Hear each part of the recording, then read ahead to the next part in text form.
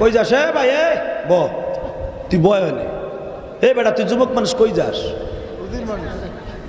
না কোনো প্রস্রাব টস্রাব নাই। ও আর কি এর প্রস্রাব? আবার আর প্রস্রাব হইলে বেটা কি এর? আমি আবার খুব করা হুজুর, কোন একটা ঘটনা, গাজীপুর সূরা ইউসুফের তাফসীর করতেছি, বললেন শুনছো তোমরা? এটা বাস্তব। 2013 না 2014 মনে নাই। আমার ওয়াজের বয়স 22 বছর। আলহামদুলিল্লাহ বলতে পারলেন না? 22 বছর আমার ওয়াজের বয়স। আমি ছাত্র জীবন থেকে বক্তা, পুরা বক্তা। আমি ছাত্র জীবনে মেশকাতের বছর এই যে কোদালিয়া ছোট হুজুরের সাথে আমি বক্তা হিসেবে ওয়াজ করতে যাই। আলহামদুলিল্লাহ বলতে পারেন না? আজকে আমার হুজুরের সাথে দোয়া নিয়ে তারপর আইছি। কোদালিয়া ছোট হুজুর শাহ আহমদুল্লাহ সাহেব আমার বুকি নিয়ে কয়, বাবা অনেক ভালোই তো আছে, অনেক বড় হয়েছে, দোয়া করি আল্লাহ তোমার আরো অনেক বড় করো। এইটাই তো আমার জীবনের সবচেয়ে বড় পাওয়ার রে ভাই। আর কি লাগবো? ছাতা, এলেম, কালাম, টাকা পয়সায় থাকলে কি কাম হইব যদি আমার খাসলাত বেয়াদবের মধ্যে থাকে? কথা কর না কেন? অতএব আমি বলতেছিলাম গাজীপুর তাফসীর করতেছি, ইন দি মিন টাইমে এক বুড়ার চেয়ারম্যান সাহেব, সূরা ইউসুফের তাফসীর তো অনেক মজাদার। কেবল ইউসুফরে কুয়ায় নামাইছি, বালতিটা ফেলছি, টাইনে উঠাইতেছি বেটারে। এর ভিতরে বুড়ার আধা ঘন্টাকে বসা হয়েছে, মাঘ মাসে শীত। আমি এবার কইছি যেটা উঠবে আর লুঙ্গি টেনে ধরবেন। এটা আবার আমার একটা বস্ত খাসলাত, কেউ উঠা বসা করলে পারি না, আমার মাফ করে দিন, রাগ করেন না। আবার ওঠা বসা করলে আমার খেয়াল ছুটে যায়। এটা অনেক আগের থেকে আমার অভ্যাস।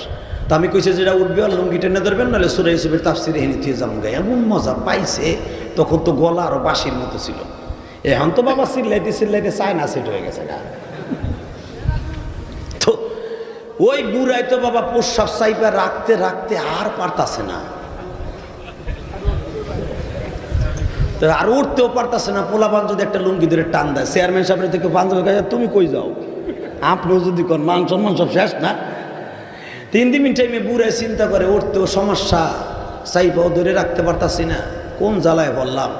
ওই যে প্লাস্টিকের ঠোঙ্গা জুতা আছে না, আমি তো পরে বলছি, ওই সময় তার উঠি দেয় পায়ে ঢুকাই জুতা, প্লাস্টিকের ঠোঙ্গা জুতা চাষা, ওইটারে লুঙ্গির মধ্যে নিছে, চাদরের মধ্যে নিয়ে খুব আস্তে আস্তে সিক্রেট ভাবে ছাড়ছে। কিন্তু আধা ঘন্টা আগের সাফা জিনিস নেই, ছাড়তে দেরি আছে, চেরচারাই উঠছে। পাশে বসে পোলায় কয়, চাষা এ কি চেরচারাই কি? কথা কষ্ট যে এদিন মোতাই দিছে, ডরে আর উঠতে পারি না, মাইনে দিচ্ছে কইতে করে গেছে। বিশ্বাস যদি করেন, চাষা কয় কইস না কেউর কাছে। ওই পোলা লাভ দিয়ে কয়, চাষা মুইতে দিছে, আসে যা ছিল দে দো, মাঠে অর্ধেক রাস্তা খালি। না আমি তো বুঝি নাই যে ওদের খালি মুইতে দিছে, চাষা মাইরে দিছে, খালি কয়ার দৌড়ে চাষা মাইরে দিছে। হ্যাঁ চাষা মাইরে দিছে, জিহাদি মোতাই দিছে। এই সভাপতি পিছনে বই হাসে। এখন বিপদে পড়লাম রে ভাই। এরকম এক ঘটনা আমার মসজিদে, আমি এমনি তো খতিব মসজিদের, আমি এমপি সাহেবের মসজিদের খতিব, আলহামদুলিল্লাহ বলেন। এখন আমি মিরপুর 1 নম্বরে খতিব ছিলাম। একদিন আসরে নামাজে খারাইছি, ইমামতি গেছি, ওয়াজে যেমন টাঙ্গাইল, ইমাম সাহেবকে হুজুর আপনি পড়ান, তা নামাজে খারাইছি। চেয়ারম্যান সাহেব এনে পুরো এক চাষা হেরান, ওই যে বাটন মোবাইল আছে না, ওইটা বন্ধ করতে পারে না বেড়া, আইসে মসজিদে,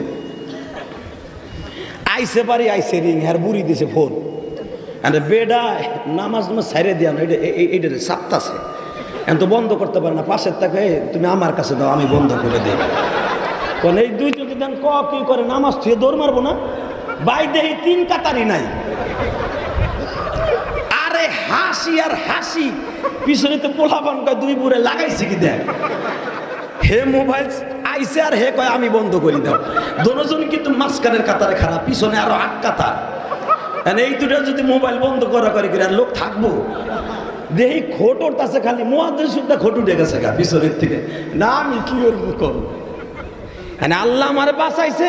নামাজটা ছিল আসরের, যদি কেরাত পড়া হইতো তো তা আমিও কবর হয়ে গেছিলাম গা। এমন বাঙালি আছে না নাই? আল্লাহু আকবার, জোরে কোন মারহাবা। তাহলে বুঝালো আর উঠিস না ভাই, আমি কিন্তু সেই হুজুর।